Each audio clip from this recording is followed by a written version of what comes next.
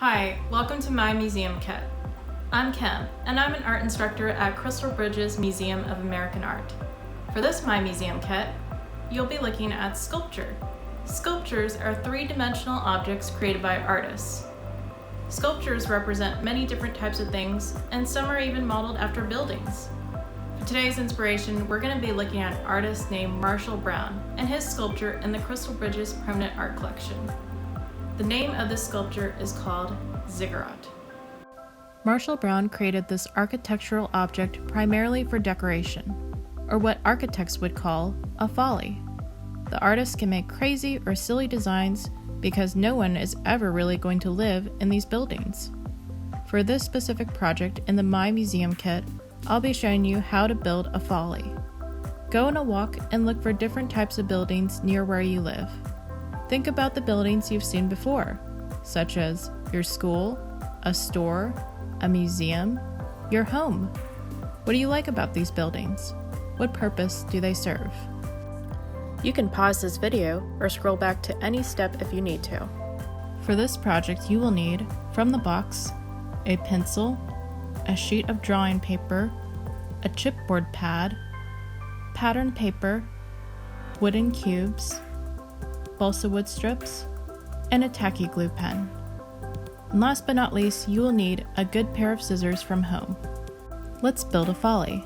Imagine a decorative place where you'd like to hang out with your friends at. Start by making a building plan of your folly on a sheet of drawing paper with a pencil. A building has many angles to look at. Draw the top and side views of your folly. Next, draw the base of your folly onto the chipboard pad. Be sure to draw big, since you will be building your folly on top of the chipboard base. Cut the base shape out of the chipboard pad with a pair of scissors. Build your folly with balsa wood sticks on top of the chipboard base. Mark the balsa wood sticks on where to cut. Cut the sticks with a pair of scissors. Stick them together on top of the chipboard with a tacky glue pen. After adding glue to 2 or more balsa wood sticks, hold the balsa wood sticks together with your fingertips for 10 seconds. This allows time for the glue to become tacky, which will help make your folly stand without falling down.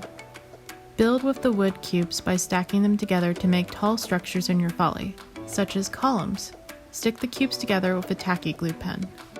After building with wood materials, decorate your folly with pattern paper to create a floor and walls.